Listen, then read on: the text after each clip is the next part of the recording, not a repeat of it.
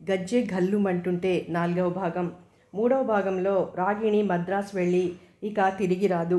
భరణి కౌశిక్ని పెళ్లి చేసుకుని అమెరికా వెళ్తుంది. అక్కడ భరణికి ఒక పాప ఒక బాబు పుడతారు. రాగిణి పరిస్థితి చూసిన సరోజిని ఆరోగ్యం దెబ్బతింటుంది. భరణి దగ్గరికి దంపతులు వెళ్ళిపోతారు. శిల్పని కోటయ్య గారి పర్యవేక్షణలో ఉంచి ఊటీలో చదివిస్తుంటారు. శిల్ప మద్రాసు రాగిణి దగ్గరికి వెళ్ళడానికి నిరాకరిస్తుంది. కథ కొనసాగుతుంది. భార్గవ మీద అతని భార్య సుమ వేసిన కేసులో తన భర్తకి రాగిణి అనే నర్తకితో సంబంధం ఉందని, సినిమా పేరుతో ఆ అమ్మాయికి మద్రాసులో ఇల్లు కుదిర్చిపెట్టి ఆమెతో కాపురం చేస్తున్నాడు కాబట్టి తనకి తన పిల్లలకి అతను అన్యాయం చేస్తున్నాడు కనుక సినిమా కోసం నేను నా ఆస్తిలోంచి 4 లక్షలు ఇచ్చిన డబ్బుని అతని ప్రవర్తన మారడం వల్ల ఇప్పుడు రిలీజ్ అయిన పిక్చర్ ద్వారా తనకు చెల్లించి న్యాయం చేకూర్చమని విజ్ఞప్తి చేసుకుంటున్నానని రాసింది. ఆ ఉత్తరాన్ని యథాతథంగా సినీ పత్రికలు ప్రకటించాయి. భార్గవకి మతిపోయినట్లయింది. భార్య ఎన్ని గొడవలు చేసినా భరించాడు. కానీ పైనొచ్చే డబ్బంతా ఆమెకే చెందాలన్న పిటిషన్స్ చూసి కంగారు పడిపోయాడు. ఏ లాయర్ దగ్గరికి వెళ్ళినా డబ్బు ఆమెదే అయినప్పుడు, అందులోనూ స్పష్టంగా ఆమె దగ్గర మీరు తీసుకున్నట్టు కాగితం ఆమె వద్ద ఉన్నప్పుడు, అసలు ఆస్తంతా ఆమెదే అయినప్పుడు ఆమె కోరిక నెరవేరుతుంది అన్నారు. కొందరు మిత్రులు రకరకాల సలహాలు ఇచ్చారు. ఏమయ్యా, ఇన్నాళ్ళు అనుభవించావుగా, చాలదా? కట్టుకున్న భార్యతో కయ్యానికి దిగి, అందులోనూ లక్షలకి వారసురాలైన భార్యతో దెబ్బలాడుతూ పైసాకి గతిలేని దాన్ని చేసుకుంటావేమిటయ్యా తన్ని తగలయ్యక? డబ్బుంటే గప్చుప్గా ఏడాదికో దాన్ని మార్చుకోవచ్చు. ఈ మాటలు మంత్రంలా పనిచేశాయి భార్గవ పైన. ఒక శుభోదయాన మూటా ముళ్ళే కట్టి చెప్పా చేయకుండా త్రివేంద్రం వెళ్ళిపోయాడు. మగువ మధువు మత్తును వదులుకొని. నౌకరు వచ్చి భార్గవ అందించిన డబ్బు మిగిలిన 5,000 చేతిలో పెట్టాడు. భార్గవ గారు త్రివేంద్రం వెళ్ళిపోయారు. మిమ్మల్ని ఈ ఇల్లు ఖాళీ చేసి హైదరాబాద్ వెళ్ళిపోవచ్చు అన్నారు అని చెప్పాడు. అంతవరకు మరో ప్రపంచంలో ప్రయాణం చేస్తున్న రాగిణికి దిమ్మ తిరిగినట్టయింది. కళ్ళు బయర్లు కమ్మాయి. కాళ్ల కింద భూమి బద్దలై తాను పాతాళంలోకి కూరుకుపోతున్నట్లు అనిపించింది. 2-3 రోజుల్లో ఖాళీ చేయమ్మా, నేను కూడా ఊరికి పోయేదుంది అన్నాడు వాడు. టెలిఫోన్ మోగింది. ఎందుకో ఫోను తీయాలన్నా, ఒంటరిగా ఆ ఇంట్లో ఉండాలన్నా భయం వేసింది. మెల్లగా వెళ్ళి హాల్లో కూర్చుంది. హలో, రాగిణి అమ్మగారా? భార్గవ ఉన్నాడా? బొంగురు గొంతుకుతో ఎవరిదో ఒక మొగకంఠం. రాగిణికి ఏదో పిరికితనం, ఏదో భయం. తనని ఎవరో ఏదో చేస్తున్నట్లు అనిపించింది. చెమటలు పట్టాయి. చివరికి నౌకర్ని చూసినా భయమేస్తోంది. రాగిణి ఏ సమాధానం చెప్పకపోయేసరికి అవతలివారు హలో హలో అంటూ అరుస్తున్నారు. ఫోన్ పెట్టేసింది. నౌకరు ఇదంతా చూస్తున్నట్టుగా అనుమానం కలిగింది. వెంటనే చేతికున్న గడియారం చూసుకుంది. హైదరాబాద్ ఫ్లైట్కి ఇంకా టైం ఉంది. గబగబా బట్టలు సర్దేసుకుంది. నౌకర్ని పిలిచి ట్యాక్సీ తెమ్మంది. 2-3 రోజులుండి వెళ్ళండి, ఎందుకింత కంగారు పడతారు అన్నాడు వాడు. వాడలా అడిగితే వాడి మీద అనుమానం మరీ ఎక్కువైంది. వాడు గబుక్కును తలుపులు మూసేసి తనని రేప్ చేస్తాడేమో, లేకపోతే గొంతు నిలిమేసి ఈ డబ్బు వస్తువులు తీసుకుపోతాడేమో. వెన్నులోంచి చలిలా వణుకు పుట్టుకొచ్చింది. వాడికి సమాధానం చెప్పకుండానే సూట్ కేసులు 2 చేత్తో పట్టుకుని అడుగులు తడబడుతుంటే బయటకొచ్చింది. కొంచెం భయం తగ్గింది. నౌకరు టాక్సీని పిలిచాడు. ఎయిర్పోర్టుకు పోని అంటూ ఎక్కింది. నౌకరు ఇంటికి తాళం పెడుతూ ఉంటే టాక్సీ కదిలింది. హమ్మయ్య అంటూ నిట్టూర్చింది. కారు కదలికకు వీచే గాలికి ఒంటికి పట్టిన చెమటలు తగ్గాయి. తిన్నగా టికెట్ కౌంటర్ వద్దకు వెళ్ళింది. 1 టికెట్ ప్లీజ్ అంది. యు ఆర్ లక్కీ, ఇందాకే ఒక టికెట్ క్యాన్సిల్ అయింది, లేకపోతే దొరికేది కాదు అన్నాడు టికెట్ కొనడానికి రాగిణి డబ్బులిస్తుంటే. రాగిణి తృప్తిగా నిట్టూర్చింది. ఈ ఫ్లైట్లో టికెట్ దొరక్కపోతే ఎక్కడుండాలి ఈ రాత్రికి? మరి అటువంటి సమస్య వస్తే రిటైరింగ్ రూమ్లో ఉండొచ్చు అనుకుంది. కానీ అది మాత్రం దొరకొద్దు. ఇటువంటి ఆలోచనలతో పిచ్చెక్కిపోతూ ఉంటే టికెట్ ఉందన్న మాట మండుతున్న గుండె మీద చల్లటి పన్నీరు చల్లినట్లు అనిపించింది. టికెట్ తీసుకుని వెనక్కి తిరిగిందో లేదో హైదరాబాద్ ఫ్లైట్కి సంబంధించిన ప్యాసింజర్ని సెక్యూరిటీ చెక్కి వెళ్ళమని ప్రకటన వచ్చింది. క్యూలో నుంచుని సెక్యూరిటీ చెక్కి వెళ్ళింది. రాగిణిని చూసి ఆ ఫ్లైట్లోనే ప్రయాణం చేస్తున్న వారు అదోలా నవ్వారు. ఆమెని నటిగా గుర్తుపట్టిన వారు ఇంకోలా నవ్వారు. అన్నింటినీ భరించి వెళ్ళి ఫ్లైట్లో కూర్చుంది. ఎక్కడికి వెళ్ళాలి? ఒక్కసారిగా అమ్మ, నాన్న, భరణి, శిల్ప అంతా సినిమా రీళ్లలా ఒక్కొక్కరే కళ్ళ ముందు కదిలారు. కళ్ళు అశ్రుపూరితాలయ్యాయి. తను ఎందుకిలా మారిపోయింది? భరణి పెళ్లికి కానీ, శిల్ప సెలవులలో ఇంటికొచ్చినప్పుడు కానీ, చివరికి తల్లి తండ్రి ఈ దేశాన్ని వదిలిపెట్టి అమెరికా వెళ్ళిపోతున్నప్పుడు కానీ ఒక్కసారైనా హైదరాబాద్కి రాలేదు. భార్గవ మద్రాస్కి వెళ్ళగానే తనని మార్చేశాడు. తీరా తను మారాక తానే మారిపోయి చెప్పకుండా వెళ్ళిపోయాడు. ఇది మోసం, దగ. అయితే తన జీవితం ఎందుకిలా అయిపోయింది? రాజేష్, భార్గవ ఇద్దరూ తన బతుకులో అడుగుపెట్టి ఆశలు రేపి అదృశ్యమైపోయారు. తనకి పెళ్లిగీత లేదా? సంసారం చేసుకునే యోగ్యత లేదా? ఎడతెగని ఆలోచనలతో ఊపిరాడకుండా ఉంది. ఎయిర్ హోస్టెస్ ఇచ్చే టీ, కాఫీ, పలహారం వద్దంది. ఆలోచనతో బుర్ర వేడెక్కిపోతోంది. కిటికీలోంచి కిందికి చూస్తూ కూర్చుంది. ఎక్స్క్యూజ్ మీ అనే గొంతు విని తిరిగి చూసింది రాగిణి. మీరు రాగిణి కొత్త యాక్ట్రెస్ కదూ? అనుకున్నది సాధిస్తా సినిమాలో నటించారు కదూ? అవును తడబడింది. మీరు ఇంత బాగున్నారు, సినిమాలో అదోలా ఎందుకున్నారండి? నేను మా తమ్ముడు బెట్ కట్టుకున్నాం. నేనేమో మీరు రాగిణి గారిని, వాడేమో కాదని. నవ్వింది రాగిణి మెల్లగా. మేడం, ఇంకా వేటిల్లో చేస్తున్నారు? ప్రస్తుతం ఏమీ లేవు. ఆ అమ్మాయి వెళ్ళిపోయింది. రాగిణి ఆలోచిస్తోంది. నిజానికి భార్గవ ఆ సినిమా పూర్తి చేయక మునిపే కొందరు మంచి మంచి పేరున్న ప్రొడ్యూసర్లు కూడా సినిమాల్లో నటించమని అడిగారు. భార్గవ దేనికి ఒప్పుకోనివ్వలేదు. కొందరు భార్గవనే అడిగినా తర్వాత చూద్దాం అనేసి పంపించేశాడు. తనని పెళ్లి చేసుకుంటానని అతడు అన్నాక అన్ని విషయాలు పూర్తిగా భార్గవకే వదిలేసింది. తనేమీ పట్టించుకోలేదు. పెద్ద పెద్ద పేరున్న హీరోల సరసన నటించడానికి అవకాశం వచ్చినప్పుడు వద్దన్నదని కొందరికి కోపం కూడా వచ్చింది. ఆమెకి చాలా గర్వం అని దుష్ప్రచారం చేశారు కొందరు. భార్గవ కోసం అన్నీ భరించింది, అన్నీ పోగొట్టుకుంది. అయిన వాళ్ళందరికీ దూరమైంది. కన్న బిడ్డని సైతం కన్నెత్తి చూడలేదు. భార్గవతోటే లోకం అనుకుంది. భార్గవే సర్వస్వం అనుకుంది. ఎందుకిలా మాయలో పడిపోయిందో? తన ఆలోచన శక్తి, సంస్కారం, మమకారం అన్నీ ఏమైపోయాయా? అర్థం కాలేదు. కంటికి పొరలు కమ్మినట్టు, మనసుని ఏదో సమ్మోహనపు పొరలు మంత్రం వేసినట్లు తనకి వేరే ప్రపంచమే కనిపించలేదు. ఒక్క మాటైనా తనతో చెప్పకుండా అలా దొంగలా తప్పించుకొని వెళ్ళిపోయాడు. ఎన్ని మాటలు చెప్పి మోసం చేశాడు? దుఃఖం ముంచుకొచ్చింది. చెంపల మీదుగా కారుతున్న కన్నీటిని ఎవరూ చూడకుండా కర్చీఫ్తో తుడుచుకుంది. ఫ్లైట్ ల్యాండ్ అవుతోంది. ఫ్యాన్ బెల్ట్ బిగించుకోమని వచ్చిన ప్రకటన విని బెల్ట్ బిగించుకొని కూర్చుంది. ఒక్కొక్క మెట్టే దిగుతున్న రాగిణికి ఆ ప్రయాణం తన జీవితంలాగే అనిపించింది. గాలిలో తిప్పి పైకెగిరిపోతున్నామనే ధీమా, అన్నీ తమ కంటే కిందే ఉన్నాయన్న తృప్తి. ఆ కాసేపు విమానం నడుస్తున్నా మనిషి తనే రెక్కలు కట్టుకుని ఎగురుతున్నట్లుగా అనుభూతి చెందుతాడు. ఆ తర్వాత ఒక్కొక్క మెట్టే దిగి తెలుసుకుంటాడు తను అందరితో పాటే ఉన్నానని. పైగా గాలిలో ఒంటరిగా తేలిపోవడం కన్నా ఇలా అందరితోటి ఉండడంలోనే ఎన్నో రెట్లు ఆనందం ఉందని. ఈ పిచ్చి పిచ్చి ఆలోచనలకి అంత బాధలోనూ నవ్వొచ్చింది రాగిణికి. హైదరాబాద్ వదిలిపెట్టి 2 ఏళ్లు కావస్తుంది. వెళ్ళి లగేజీ తీసుకుంటూ ఉంటే తల్లి, తండ్రి, ఇల్లు జ్ఞాపకం వచ్చాయి. వాళ్ళుండగా ఇలా జరిగి వచ్చేసినా ఎంత బాధపడ్డా, ఎంత కోప్పడ్డా కన్న తల్లి కడుపులో దాచుకుని కాపాడేది. కానీ ఇవాళ ఇన్నేళ్ళు తను పుట్టి పెరిగిన ఈ ఊళ్ళో తన మొహం చూసేదెవరు? తనిప్పుడు ఎక్కడికి పోవాలి? ఎక్కడుండాలి? అంతా చీకటిగానే ఉంది. సామాన్ తీసుకుని ఒక్కొక్కరే వెళ్ళిపోతున్నారు. అమ్మా, సామాన్ తెమ్మంటారా అంటూ ఒక పోర్టర్ నుంచున్నాడు. అంది. 2 సూట్ కేసులు పట్టుకొని బయటకొచ్చాడు.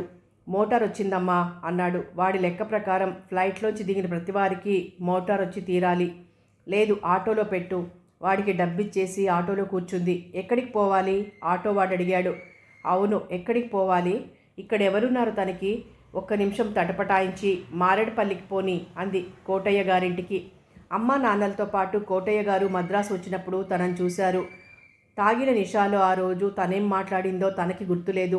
తండ్రి తర్వాత తండ్రంతటి వాడు. తన తండ్రికి బంధువు, మిత్రుడు అంతా అతడే.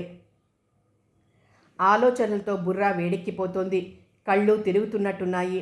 ఆటోవాడు ఎటు పోవాలమ్మా అని అడిగితే చెప్పింది. ఇల్లు దగ్గర పడుతున్న కొద్దీ గుండె దడదడ కొట్టుకోసాగింది. వేగంగా ఊరు కాని ఊర్లో, మద్రాసులో ఒంటరిగా ఉండడానికి ఎంత భయపడిందో ఇప్పుడు ఉన్న ఊర్లో కాలు పెట్టి అయిన వాళ్ళకి మొహం చూపించడానికి అంతే భయపడుతోంది. విధి విలాసం. కోటయ్య బాబాయ్ అంటూ చెంగున పరిగెడుతూ లోపలికి వెళ్ళిపోయే తను ఆడుతూ పాడుతూ తిరిగిన ఆ ఇంట్లో పరాయి దానిలా, ఒక దోషిలా కాలు పెట్టడానికే భయపడుతోంది. ఆ స్థానాన్ని, ఆ హక్కుని చేజేతులా తనే పోగొట్టుకుంది.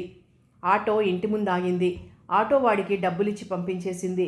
2 సూట్ కేసుల్ని 2 చేతులతోటి పట్టుకుని అదురుతున్న గుండెల్ని అణచడానికి ప్రయత్నిస్తూ అడుగు ముందుకు వేసింది రాగిణి బిక్కుబిక్కుమంటూ. కోటయ్య గారు భార్య టీవీ చూస్తూ కూర్చున్నారు. చంద్రశేఖర్ ఇంట్లో లేడు. పూర్ణిమ వంట చేస్తోంది. చంద్రిక చదువుకుంటోంది. ఆటో చప్పుడు విని ఎవరో వస్తున్నారనుకుని అటు చూశారు. వాళ్ళింటికేనా కాదా అని కోటయ్య గారు, సూర్యకుమారి ఆటోలోంచి పెట్టెలతో సహా దిగుతుంటే ఎవరబ్బా అనుకుంటూ చూస్తున్నారు. సూట్ కేస్ పక్కన పెట్టి బాబాయ్, పిన్ని అంది కళ్ళు తుడుచుకుంటూ. మరీ మాట్లాడలేని రాగిణి. నువ్వా అన్నారు ఆశ్చర్యంగా కోటయ్య గారు. ఆశ్చర్యంతో సూర్యకుమారి కూడా రెప్పవాల్చకుండా చూస్తూ ఉండిపోయింది. లోపల నుంచి ఎవరొచ్చారా అని పూర్ణిమ పరిగెత్తుకుంటూ వచ్చింది. ఈ హడావుడి అంతా చూసి పుస్తకాలు వదిలేసి చంద్రిక కూడా అక్కడికొచ్చింది.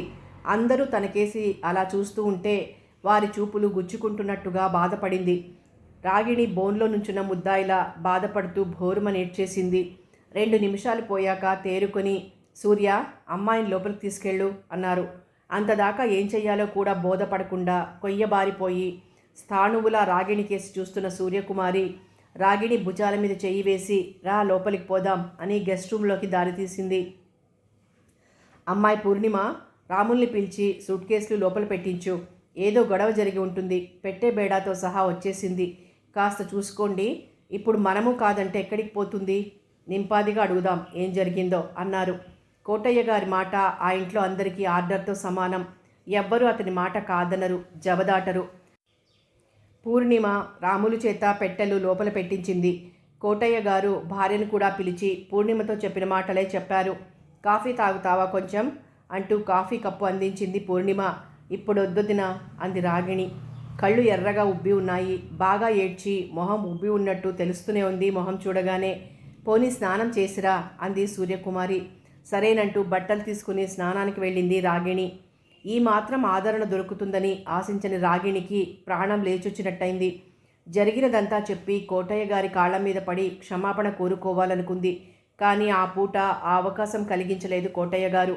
రాగిణి ఏదో చెప్పాలని ఆరాటపడుతోందని తెలిసి కూడా ఆమెను మాట్లాడనివ్వకుండా ఏవో మాటలు మార్చేస్తూ వేరే కబుర్లలో పెట్టేశారు.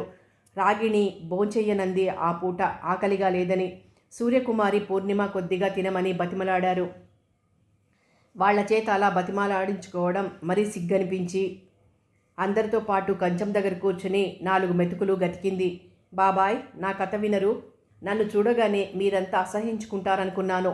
మీరు లోపలికి రానివ్వకపోతే ఎక్కడికి పోవాలో తెలియక ఏం చెయ్యాలా అని పిచ్చిదాన్లా ఆలోచించిన నాకు మీరు చూపిస్తున్న ప్రేమాభిమానం నా మతిని పోగొడుతోంది. ఈ పాపాత్మురాలిని మీరంతా ఇంత ఆప్యాయంగా పలకరిస్తూ ఉంటే నా మీద నాకే అసహ్యం పుడుతోంది. పసిపిల్లలా కోటయ్య గారి కాళ్ళ మీద పడి ఏడ్చేసింది. సూర్యకుమారి రాగిణి భుజాలు పట్టుకుని లేవనెత్తి ఊరుకో, ఏడవకు అంది ఓదారుస్తూ. పిన్ని, మీరందరూ మనుష్యులు కాదు, దేవతలు. ఇటువంటి పవిత్ర దేవాలయంలో నాకు స్థానం లేదు. నా వల్ల మీ ఇల్లు కలుషితం కాకూడదు. నేను పాపిని. మోకాళ్ల మధ్య తల పెట్టుకుని భోరుమని ఏడుస్తున్న రాగిణిని ఎలా ఓదార్చాలో తెలియలేదు ఆ ఇంటిల్లిపాదికి. ఏడ్చి ఏడ్చి అలసిపోయిన రాగిణిని గదిలోకి తీసుకెళ్ళి మంచం మీద పడుకోబెట్టింది సూర్యకుమారి. అన్నీ మర్చిపోయి హాయిగా నిద్రపో. జరిగిందంతా ఓ పీడకల అనుకో. పొద్దున మాట్లాడుకుందాం, పడుకో అని పడుకోబెట్టి దుప్పటి కప్పి వెళ్ళింది. పూర్ణిమ కూడా ఊరడించింది. వాళ్ళందరి మధ్య హాయిగా నిద్రపోయింది ఆ రాత్రి. సముద్రాన్ని ఈది ఒడ్డుకు చేరుకున్న వ్యక్తి అలసిపోయి ఆదమరిచి నిద్రపోయినట్లు. రాగిణికి మెలకు వచ్చేసరికి ఇంట్లో వాళ్ళంతా నిద్రలేచిపోయి ఎవరి పనుల్లో వాళ్ళున్నారు.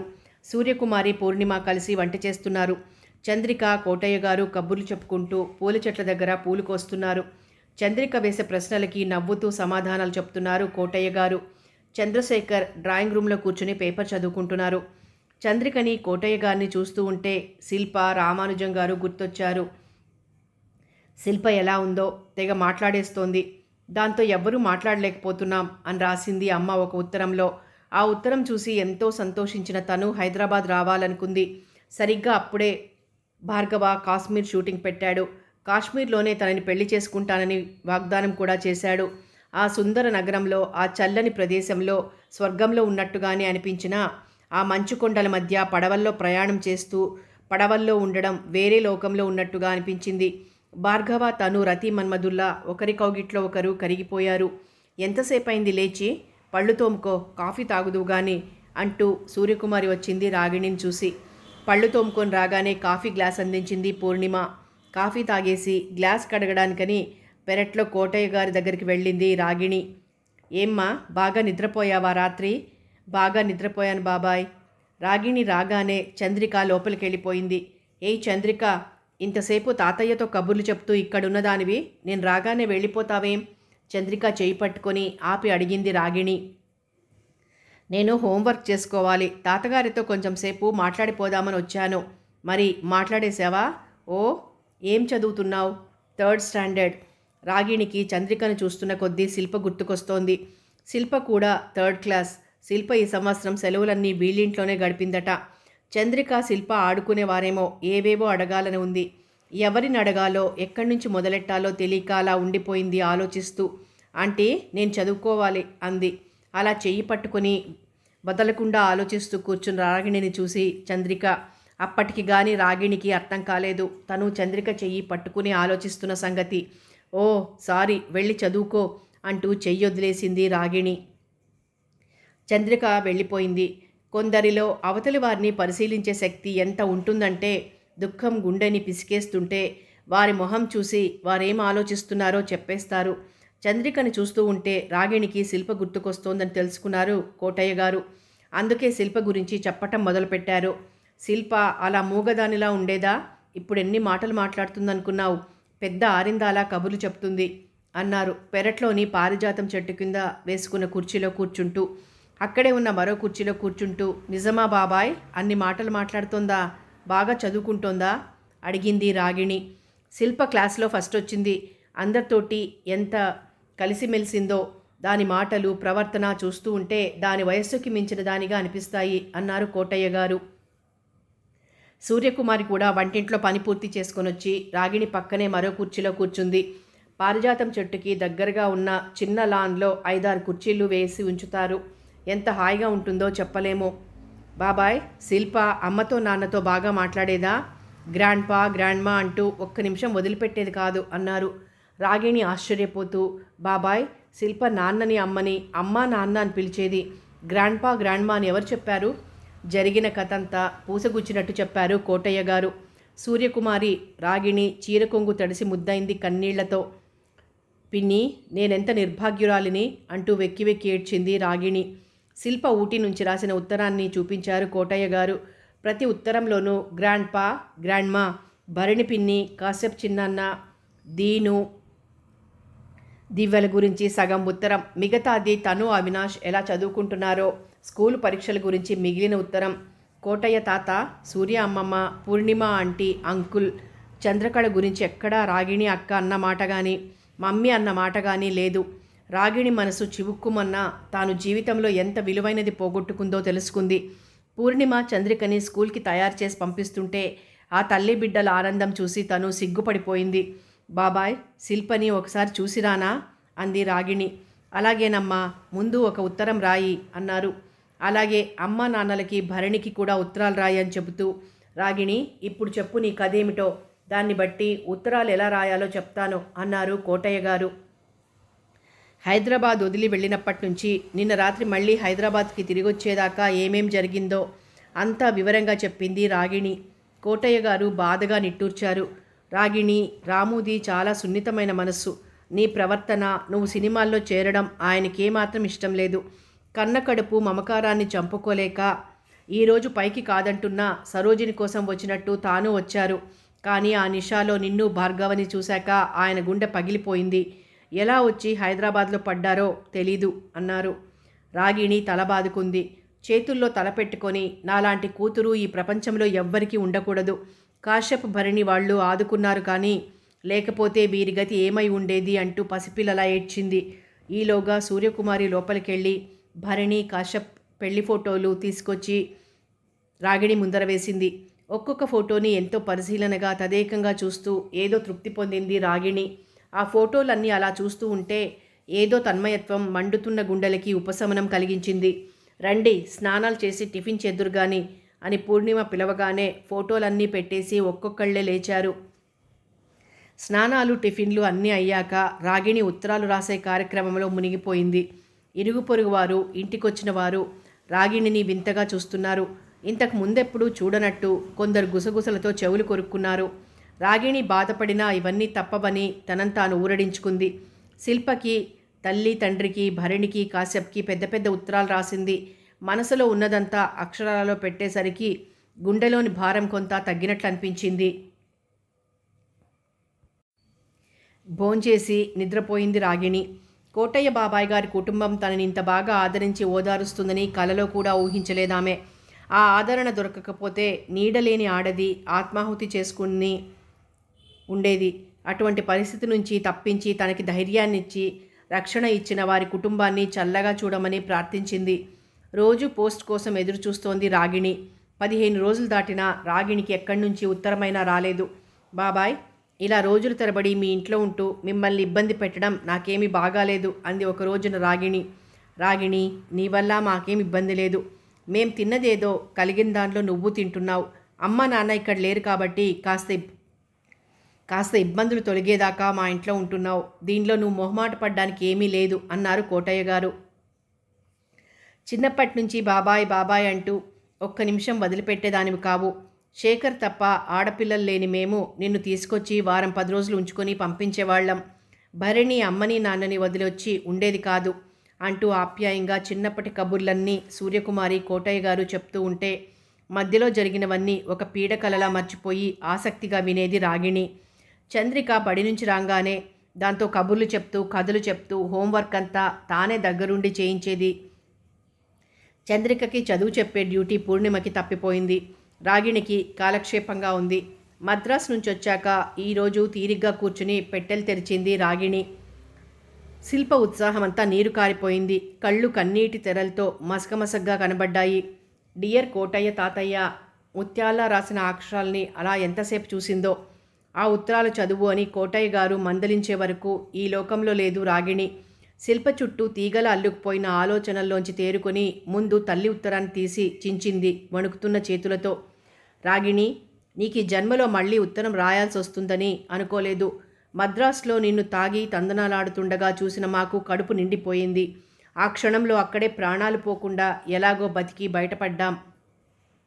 నీకు భగవంతుడు అందాన్నిచ్చాడని, దానికి తగ్గట్టు నాట్యకళ అబ్బిందని సంతోషించాను. నీకు రాజేష్కి మధ్య జరిగిన ఘర్షణల్లో గుడ్డి మమకారంలో నిన్నే వెనకేసుకొచ్చాను. ఆ విషయంలో నాన్నగారి మాటను కూడా పెడచెవిని పెట్టాను. నీ బిడ్డకు నేను తల్లినై నిలిచి నీ పరువు నిలబెడుతున్నాను అనుకున్నాను. అంతేకాని నువ్విలా అడ్డమైన తిరుగుళ్ళు తిరిగి సిగ్గుమాలిన దానిలా ప్రవర్తిస్తావని అనుకోలేదు. ఇందులో మీ నాన్నగారు అన్నట్లు నీ తప్పు కన్నా నా తప్పే ఎక్కువ ఉంది. నిన్ను మందలించి బుద్ధి చెప్పి మంచో చెడో రాజేష్తో నీ కాపురాన్ని నిలపవలసింది పోయి నిన్ను సమర్థించాను. అసలు నాట్యం కోసం నిన్ను ఊళ్ళకి పంపకుండా ఉంటే రాజేష్ కూడా తటస్థపడేవాడు కాదు. భార్గవ సినిమాల కోసం నిన్ను అడిగినప్పుడు మీ నాన్నగారు వారిస్తున్నా వినిపించుకోకుండా పంపించాను. నిన్ను నా చేతులారా బహుశా నాలో ఒక గొప్ప నటికి తల్లిని నేను అని అనిపించుకోవాలన్న గర్వం, డబ్బుతో హోదాని పెంచుకోవాలన్న ఆశ నాకు తెలియకుండానే ఉండి ఉండొచ్చు. అందుకనే కన్న తల్లిగా కర్తవ్యాన్ని మరిచిపోయి చేతులా నీ జీవితాన్ని నాశనం చేశాను. నేను నీకు కన్న తల్లిని కాదు, నీ పాలిట శాపాన్ని. ఇందుకు దేవుడు నాకే శిక్ష విధించినా చాలదు. నాలాంటి పాపాత్మురాలు, స్వార్థపరురాలు తల్లి అవ్వకూడదు. నన్ను మన్నించు. శిల్ప ఎంతో తెలివైన పిల్ల, దానికి అంతా తెలిసిపోయింది. నీ మీద ద్వేషం కూడా పెంచుకుంది. నే చేసిన పాపాలలో మరీ ఘోరమైంది నీ బిడ్డని నీకు కాకుండా పెంచడమే. కనీసం నీ శక్తి సామర్థ్యాలన్నీ ఉపయోగించుకుని నీ బిడ్డని నీ వైపుకి మళ్లించుకో. తల్లినని గర్వంగా చెప్పుకునేలా బ్రతుకు. అందుకు నేను కూడా భగవంతుని చేతులెత్తి మొక్కి వేడుకుంటాను. అదొక్కటే నా కోరిక. భరణి భర్త దేవుడు, రత్నాల్లాంటి బిడ్డలు పుట్టారు. నా ఆవేదన, ఆందోళన అంతా నీకోసమే. భరణి విషయంలో ఏ బెంగా లేదు. నాన్నగారి ఆరోగ్యం ఏమీ బాగోలేదు. ఏ క్షణాన రాలిపోతామో తెలీదు. కళ్ళు మూసుకునేలోగా నువ్వు నీ బిడ్డ సంతోషంగా ఉన్నారని తెలిస్తే చాలు, ప్రశాంతంగా పోతాము. కోటయ్య బాబాయ్, పిన్ని వాళ్ళు దేవుళ్ళు. ఏనాటి బంధమో. అయిన వాళ్ళందరూ వెలివేసినా వాళ్ళు మనల్ని ఎన్నడూ కించపరచలేదు, పల్లెత్తు మాట అనలేదు. వారే నీకు తల్లి తండ్రి. ఏ పని చేసినా వారి సలహాతోటే చెయ్యి. ఉంటాను. ఇట్లు అభాగ్యురాలైన నీ కన్న తల్లి. ఉత్తరంలోని ప్రతి మాట సూదుల్లా గుచ్చుకున్నాయి గుండెలో. అమ్మా అంటూ విలవిలలాడిపోయింది. కోటయ్య గారికి సూర్యకుమార్కి కూడా ఏడుపొచ్చింది ఆ ఉత్తరం వింటూ ఉంటే. పూర్ణిమ కూడా కళ్ళొత్తుకుంది. తండ్రి ఉత్తరం తీసి చించింది రాగిణి. రాగిణి, నీకు తెలుసు ఇప్పుడు పశ్చాత్తాపంతో ఎంత కుమిలిపోతున్నావో. కానీ ఏం లాభం? చేతులు కాలాక ఆకులు పట్టుకోవడమే. ఏ పని చేసినా ఆవేశంతో కాక ఆలోచనతో చెయ్యాలి. డబ్బు పోతే మళ్ళీ వస్తుంది, వస్తువులు పోతే వస్తాయి. జరిగిపోయిన రోజు మాత్రం తిరిగి రాదు. పువ్వులాంటి నీ జీవితాన్ని చేజేతులా నలిపేసుకున్నావు. యవ్వనంలోని కోర్కెలు గుర్రాలాంటివి, పరిగెత్తుతూ ఉంటాయి. ఎటు పడితే అటు ప్రతీదీ ఆకర్షణీయంగానే కనిపిస్తుంది. అప్పుడే మనిషి ఆలోచన అనే కళ్ళెం వేసి కోర్కెలను వెనక్కి లాగాలి. ఆ సమయంలో పెద్దల సలహా కావాలి. నీ విషయంలో తల్లి నీకు సరైన సలహా ఇవ్వలేకపోయింది. ఇంతకీ విధిరాత అలా రాసి ఉంటే ఎవరు తప్పించగలరు? ఇన్నాళ్ళు నాకు అంత చీకట్లోనూ ఒక చిరు ఆశ మిగిలే దీపపు పురుగులా తళుక్కుమనేది. ఏదో ఒకరోజు రాజేష్ నువ్వు కలుసుకోకపోతారా అని. భార్గవతో నిన్ను ఆ రోజున ఆ స్థితిలో చూశాక ఆ ఆశ చచ్చిపోయింది. రాజేష్ పెళ్లి చేసుకుని భార్య బిడ్డలతో కెనడాలో ఉంటున్నాడని తెలిసాక శూన్యమే మిగిలింది. కానీ ఒక్క సలహా, ఇష్టమైతేనే పాటించు. శిల్ప చాలా తెలివైన పిల్ల. దాన్నైనా నువ్వు దక్కించుకుంటే అదృష్టవంతురాలివి. లేకపోతే నేనేం చెయ్యను? నీ దురదృష్టానికి చింతించడం తప్ప. భవిష్యత్తులోనైనా కోటయ్య బాబాయ్ గారి సలహాతో అడుగులు ముందుకు వెయ్యి. నీకు మంచి రోజులు రావాలని ఆశిస్తూ ఆశీర్వదిస్తూ ఏమీ చెయ్యలేని నిస్సహాయుడు మీ నాన్న. తండ్రి ఉత్తరం చదువుతూ ఉంటే అతనికి చేతులెత్తి మొక్కాలనిపించింది. నాన్న, మరో జన్మంటూ ఉంటే నీ కడుపునే పుట్టి నువ్వు చెప్పినట్టు విని నిన్ను సంతోషపెడతాను నాన్న. ఈ జన్మలో ఈ అదృష్టం ఒక్క భరణికే దక్కింది అంటూ కన్నీళ్లతో మనసులోనే అతని పాదాలకి అభిషేకం చేసింది. భరణి కాశ్యప్ల ఉత్తరం విప్పింది. ఏడ్చి ఏడ్చి మొహం కందగడ్డలా అయిపోయింది రాగిణికి. చల్లటి మంచినీళ్లు తెచ్చిచ్చింది పూర్ణిమ. నీళ్లు తాగి ఉత్తరం చదవడం మొదలుపెట్టింది. అక్క, నీ ఉత్తరం చదువుతుంటే నీతో మాట్లాడుతున్నట్టుగానే ఉంది. నీ జీవితం ఇలా మొగ్గలోనే వాడిపోతుందనుకోలేదు. ఒకటి పోగొట్టుకున్నా తెలుసో తెలియకో ఇంకో విధంగా తృప్తిగా ఉంటావనుకున్నాను. నిజంగా నీ అంత అదృష్టవంతురాలు లేదనుకునేదాన్ని చిన్నప్పుడు. అన్నిట్లోనూ నీదే అగ్రస్థానం అవడం వల్ల. అక్క, జీవితంలో తప్పు చేయని మనుషులు ఉండరు. ప్రతివారు ఏదో ఒక రకమైన తప్పు తెలుసో తెలియకో చిన్నదో పెద్దదో చేస్తూనే ఉంటారు. నువ్వెంత పశ్చాత్తాపడుతున్నావో నీ ఉత్తరంలోని ప్రతి అక్షరం చెబుతుంది. అంతకంటే ప్రాయశ్చిత్తం వేరే లేదు. కానీ అక్క, లోకులు కాకులన్న సంగతి అక్షరాల నిజం. నువ్వు మర్చిపోయినా నీ తప్పుని మన సమాజం మర్చిపోదు. అడుగడుగునా దెప్పి పొడుస్తూనే ఉంటుంది. నువ్వు శిల్పం తీసుకుని అమెరికా వచ్చేసాయి. కొత్త జీవితం ప్రారంభించవచ్చు. ఏదైనా ఉద్యోగం చేసుకుందువు గాని అందరం ఒకచోట ఉన్నట్టుంటుంది. శిల్ప భవిష్యత్తు కూడా బాగుపడుతుంది. నీ జవాబు కోసం ఎదురు చూస్తూ ఉంటాం. నీ భరణి. కాశ్యప్. అన్ని ఉత్తరాలు వరుసగా ఒక్కసారే చదివేసరికి మతిపోయింది రాగిణికి. సోఫా మీదే తలవాల్చింది అలసిపోయినట్టు. ఆ రాత్రి అన్నం సహించలేదు రాగిణికి. ఏదో నిరాశ నిస్పృహ మనస్సును ఆక్రమించుకున్నాయి. ఎవ్వరితోటి మాట్లాడాలనిపించడం లేదు. బలవంతాన 2 ముద్దలు తిని మంచం మీద వారిపోయింది వికలమైన మనస్సుతో. ఆ రోజు అందరూ అలాగే ఉన్నారు. రోజు కబుర్లు చెప్పుకుంటూ భోంచేసి టీవీ కార్యక్రమాలన్నీ చూసి నిద్రపోయేవారు. గబగబా భోంచేసి లేచిపోయారు. టీవీ ఎవ్వరూ చూడలేదు. రాగిణికి ఆ రాత్రి చాలాసేపు నిద్ర పట్టలేదు. రాజేష్ తనని మనసారా ప్రేమించాడు. అతని మాట వినకుండా అతని ప్రేమని తిరస్కరించింది. తను భార్గవని కోరుకుంది. అతను తిరస్కరించి వెళ్ళిపోయాడు. తనని అపనిందల పాలు చేసి తననెందుకిలా ఏడిపిస్తున్నాడు దేవుడు? తనేం నేరం చేసింది? అర్ధరాత్రి దాటినా ఎడతెగని ఆలోచనలు సమస్యలు వేధిస్తుంటే మంచం మీద పొర్లి పొర్లి ఏ తెల్లవారుజామునో కళ్ళు మూసింది. 2-3 రోజులు అంటే మామూలుగా గడిచిపోయాయి. బాబాయ్, నేను ఊటీ వెళ్ళిరానా అడిగింది రాగిణి ఆ రోజు కోటయ్య గారిని. ఇప్పుడు వాళ్ళకి పరీక్షలు అవుతున్నాయి. నువ్వు వెళ్ళి మాత్రం ఏం లాభం? సెలవులకి శిల్పే ఇక్కడికి వస్తుంది కదా, ఎందుకు తొందరపడతావు అన్నాడు కోటయ్య గారు. రాగిణి ఎన్నో ఉత్తరాలు రాసింది శిల్పకి. శిల్ప దగ్గర నుంచి సమాధానం రాలేదు. రాగిణికి అర్థమైపోయింది శిల్ప కావాలనే తనకి ఉత్తరాలు రాయడం లేదన్న సంగతి. దానికి నేనంటే బాగా అసహ్యం పుట్టుంటుంది. అందుకే నాకు ఉత్తరం రాయడం లేదు. అంతే కదూ బాబాయ్? కోటయ్య గారికి కూడా ఆ అనుమానం రాకపోలేదు. ఎన్నిసార్లు రాగిణి సంగతి తను రాసిన ఉత్తరాల్లో రాసినా తనకి శిల్ప సమాధానం రాస్తున్నప్పుడు అన్ని విషయాలు రాసేది రాగిణి సంగతి తప్ప.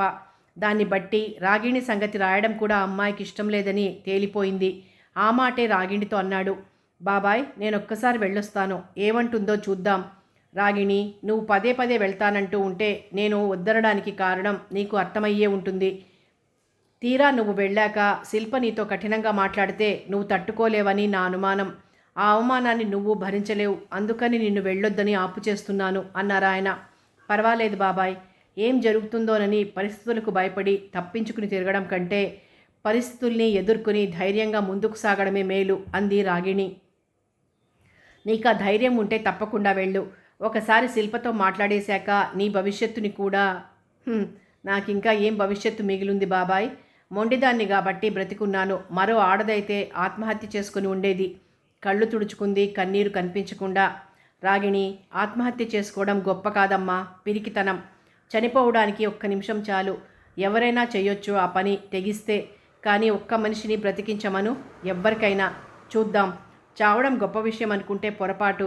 బతికుండి ఏదైనా ఒక్క మంచి పని చేస్తే చాలు, జీవితం సార్థకమైనట్టే లెక్క. పోస్ట్ అన్న కేక విని పరిగెత్తింది రాగిణి. శిల్ప కోటయ్య గారికి రాసిన ఉత్తరం కోటయ్య గారికి చేతికిచ్చింది. కవరు చింపి ఉత్తరాన్ని పెద్దగానే చదివారు, అందరికీ వినిపించేలాగా. మరో 10 రోజుల్లో స్కూల్కి సెలవులిస్తారని, అవినాష్ ఒక్కడే సెలవుల్లో హైదరాబాద్ వస్తున్నాడని, తన ఫ్రెండ్ కావేరీతో కోయంబత్తూరు వెళ్ళాలనుకుంటుందని రాసింది. నేను ఇక్కడున్నానని అది హైదరాబాద్ రానంటోంది బాబాయ్, అర్థమైపోయిందిగా. అంత చిన్నపిల్లకి ఎంత పట్టుదల? ఆశ్చర్యపోయారు కోటయ్య గారు. అంత చిన్నపిల్లలో ఇంత పట్టుదల కలిగిందంటే నా ప్రవర్తన ఆ అమ్మాయిని ఎంత బాధ పెట్టిందో. ఆ పసి హృదయం ఎంత గాయపడకపోతే అలా ఆలోచిస్తుంది? బాధగా అంది రాగిణి. వెంటనే నువ్వు బయలుదేరు, శిల్పకి నచ్చచెప్పి తీసుకురా. ఆ తరువాత నువ్వు ఏదైనా ఉద్యోగం చూసుకుందువు కానీ, లేదా అమెరికా వెళ్ళి కొన్నాళ్ళుండి వద్దువు కానీ, ముందు వెంటనే బయలుదేరు. అలాగే బాబాయ్. ఆ మర్నాడే ప్రయాణమైంది ఊటీకి రాగిణి. నేను ఊటీ ఎప్పుడు చూడలేదు. అవినాష్ వాళ్ళ స్కూల్ ఎలా ఉంటుందో చూడాలని ఉంది. 4 రోజులే కదా, రాగిణితో కూడా వెళ్ళనా? కోటయ్య గారిని అడిగింది సూర్యకుమారి. అసలు రాగిణిని ఒక్కతిని పంపడానికి కొంచెం వెనక ముందు అవుతున్న కోటయ్య గారికి సూర్యకుమారి కోరిక కలిసొచ్చింది. తప్పకుండా వెళ్ళు అన్నారు. రాగిణిలో కూడా ఉత్సాహం రెండింతలైంది. 2 టికెట్లు రాగిణి కొని తీసుకొచ్చింది. హైదరాబాద్ నుంచి బెంగళూరు వరకు ఫ్లైట్ టికెట్లు. సూర్యకుమారి కూడా బయలుదేరడంతో రాగిణికి కూడా కొండంత ధైర్యం వచ్చింది. సూర్యకుమారితో మాట్లాడుతున్నంతసేపు బాగానే ఉంది. కాస్త సమయం దొరికితే మనసు గతంలోకి వెళ్ళిపోతుంది రాగిణికి. శిల్పని స్కూల్లో చేర్పించడానికి వచ్చినప్పుడు, శిల్పకి టైఫాయిడ్ వచ్చి తగ్గాక చూడ్డానికి వచ్చినప్పుడు రకరకాల అనుభూతులు కళ్ళ ముందు కదలాడాయి. రెండోసారి వచ్చినప్పుడే భార్గవ ఇక్కడ కలిశాడు. ఆ జ్ఞాపకాలన్నీ ఆనాడు ఎంత తీయగా అనిపించాయో ఇప్పుడు అంత బాధాకరంగా అనిపిస్తున్నాయి. ఏ ఆలోచనలు రాకుండా మనస్సును అదుపులో పెట్టుకోవడానికి ప్రయత్నిస్తోంది రాగిణి. అదేమిటో, ఎక్కడి నుంచి వస్తున్నారో ఈ జనం. ఊటీ కూడా హైదరాబాద్ లాగానే కిటకిటలాడిపోతోంది జనసమూహంతో. దాసప్రకాష్ తప్ప వేరే ఇంకే హోటల్కైనా వెళ్ళాలి అని రాగిణి చేసిన ప్రయత్నం వృధా అయిపోయింది. ఎక్కడా ఖాళీలు లేవన్నారు. పోనీలేమ్మా, ఎక్కడో అక్కడ. పద, దాసప్రకాష్కే పోదాం అంది. అప్పుడే అక్కడ చలికి వణికిపోతున్న సూర్యకుమారి. హోటల్లో దిగి స్నానం చేసి భోంచేసి స్కూల్కి బయలుదేరారు రాగిణి, సూర్యకుమారి. సిస్టర్ ఫెర్నాండెస్కి సూర్యకుమారిని పరిచయం చేసింది రాగిణి, అవినాష్ గ్రాండ్ మదర్ అని చెప్పి. అవినాష్ చాలా తెలివైన పిల్లవాడు, నవ్వింది సంతోషంగా సూర్యకుమారి. అన్నింట్లలో అవినాష్, శిల్ప వాళ్లే ఫస్ట్ అంది మళ్ళీ సిస్టర్ ఫెర్నాండెస్ నవ్వుతూ. శిల్పని చూడాలంటే ఏదో భయంగా ఉంది. పట్టుమని 10 ఏళ్లు నిండని పిల్లని చూడడానికి, ఆమెతో మాట్లాడడానికి కన్న తల్లే భయపడవలసి వచ్చిన పరిస్థితికి సిగ్గుపడిపోయింది రాగిణి. శిల్పకి రాజేష్ పట్టుదల వచ్చింటుంది. లేకపోతే ఆ రోజు విడిపోయాక ఒక్కసారి కూడా ఎక్కడైనా కనిపిస్తాడేమోనని చూస్తే అటువంటిది ఎక్కడా జరగలేదు. ఒకసారి తను పూనాలో డ్యాన్స్ ప్రోగ్రామ్ కని వెళ్ళింది. వాళ్ళేదో హోటల్లో దింపారు గ్రూప్ అందరినీ. ఆ హోటల్లోనే ఏదో పని మీద పూనా వచ్చిన రాజేష్ కూడా దిగాడట. తామొచ్చామని తెలిసి రాజేష్ వెంటనే హోటల్ ఖాళీ చేసి వెళ్ళిపోయాడట. ఈ రోజు వరకు అతన్ని చూడడం కానీ అతని గురించి వినడం కానీ జరగలేదు. మొన్న నాన్నగారు రాసిన ఉత్తరంలో అతను కెనడాలో స్థిరపడిపోయినట్టు తెలిసింది. కోపంలో ఆ రోజు అతను కలిసి దిగిన ఫోటోలన్నీ చింపి ముక్కలు ముక్కలు చేసి పారేశాడు. ఏమిటి సీరియస్గా ఆలోచిస్తున్నారు అడిగింది సిస్టర్ ఫెర్నాండెస్. ఉలిక్కి పడింది రాగిణి. ఆహా, ఏమీ లేదు అంది కంగారుగా. ఒక 15 నిమిషాలు గడిచిపోయాయి. అవినాష్, శిల్ప మాట్లాడుకుంటూ రావడం అంత దూరం నుంచే చూశారు రాగిణి, సూర్యకుమారి. శిల్పని చూసి ఆశ్చర్యపోయింది రాగిణి. అచ్చు రాజేష్ ముద్ర, బాగా పొడుగైంది. పెరుగుతున్న కొద్దీ కలిగే తెలివితేటలతో పాటు వచ్చే అందం, దానికి తగ్గట్టు మెరుగులు దిద్దుకుందేమో వయస్సుకి. రెండు జడలు ముందుకేసుకొని ఒక జడ విడిపోయి ఉంటే అల్లుకుంటూ వస్తున్న శిల్పని చూస్తుంటే ఎంతో ముచ్చటగా ముద్దుగా అనిపించింది రాగిణికి. భార్గవ మైకంలో పడి 2 ఏళ్లు తను శిల్పని చూడలేదు. గిల్టీగా ఫీల్ అవుతోంది రాగిణి. లోపలికి రాగానే, బాగున్నావా అమ్మా, నువ్వొక్కదానివే ఎలా వచ్చావు అన్నాడు అవినాష్ సూర్యకుమార్ కేసు చూసి. ఇదిగో రాగిణి ఆంటీ, తను వస్తూ ఉంటే నిన్ను, నీ స్కూల్ని, ఈ ఊరిని చూడాలని నేను వస్తానన్నాను. నమస్తే ఆంటీ అన్నాడు అవినాష్ రాగిణిని చూసి. నమస్తే మామీ, కోటయ్య తాతగారు రాలేదా అడిగింది శిల్ప సూర్యకుమారితో. శిల్ప రాగిణిని చూడగానే తల తిప్పుకుంది. ఆ చూపులను ధిక్కారం, ఏవగింపు చాకులా దూసుకుంది రాగిణి గుండెల్లో. బాధగా మాట రాక గొంతు మూగపోయింది ఒక్క క్షణం. వెంటనే తేరుకొని, శిల్ప బాగున్నావా అంది. శిల్ప మాట్లాడలేదు. రాగిణికి ఏం చెయ్యాలో తెలియలేదు. శిల్ప, అమ్మొచ్చింది చూసావా అంది శిల్పని చూస్తూ సూర్యకుమారి. రాగిణి దుఃఖాన్ని ఆపుకోలేక కర్చీఫ్తో కళ్ళు తుడుచుకుంది. మా అమ్మ, నాకు తెలిసిన అమ్మ మా గ్రాండ్మా అమెరికాలో ఉంది. నాకు ఇంకో అమ్మ లేదు. సూర్యకుమారికి ఏమనాలో ఎలా చెప్పాలో అర్థం కాలేదు. శిల్ప అంత స్పష్టంగా అంత పెద్ద పెద్ద మాటలు మాట్లాడుతూ ఉంటే రాగిణికి ఆశ్చర్యంగా ఉంది. అలా ఆ పిల్ల మాట్లాడుతూ ఉంటే వినాలని ఉంది. తెల్లగా, నాజుగ్గా, అందంగా, తెలివితేటలతో గంభీరంగా కనపడే ఆ బిడ్డని చూసి నా బిడ్డే అని గర్వంగా చెప్పుకునే అదృష్టాన్ని కోల్పోయింది. తను అమ్మ అని ఆ అమ్మాయి తన ఒడిలో పడుకుని కబుర్లు చెప్పే ఆనందాన్ని పోగొట్టుకుంది. ఇప్పుడు తన కన్న బిడ్డ ముందే దోషిలా కూర్చుంది, మాట్లాడలేని స్థితిలో. జరిగింది మర్చిపో శిల్ప, అమ్మ నిన్ను చూడడానికే ఇంత దూరం వచ్చింది, రా కూర్చో బుజ్జగించింది సూర్యకుమారి. అయ్యయ్యో, నన్ను చూడ్డానికి ఇంత దూరం వచ్చిందా? పాపం, I'm sorry for her. Hyderabad వచ్చినప్పుడు నన్ను చూడ్డానికి రాలేదేం? రావాలనిపించలేదా గ్రాండ్మాని చూడ్డానికి రాలేదేం? భరణి అక్క మ్యారేజ్ కూడా రాలేదేం?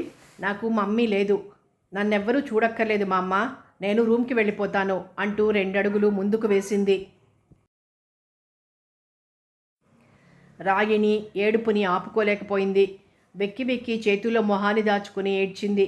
అమ్మ చేసింది తప్పే, అమ్మ వల్ల తప్పుంది, కానీ తన ఒప్పుకుని నీకోసం అమ్మ ఇంత దూరం వచ్చింది, అమ్మని క్షమించి అమ్మతో మాట్లాడు అంది సూర్యకుమారి శిల్ప తల నిమురుతూ బుజ్జగిస్తూ. మా అమ్మ అనే మాటని, అమ్మ అన్న మనిషిని ఏనాడో మర్చిపోయాను.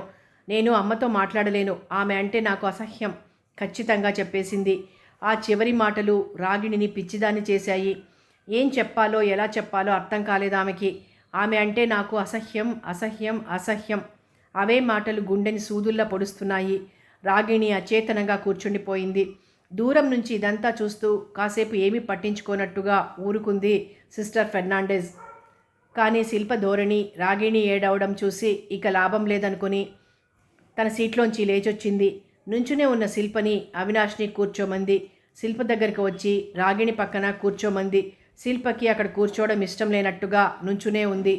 కథ కొనసాగుతుంది.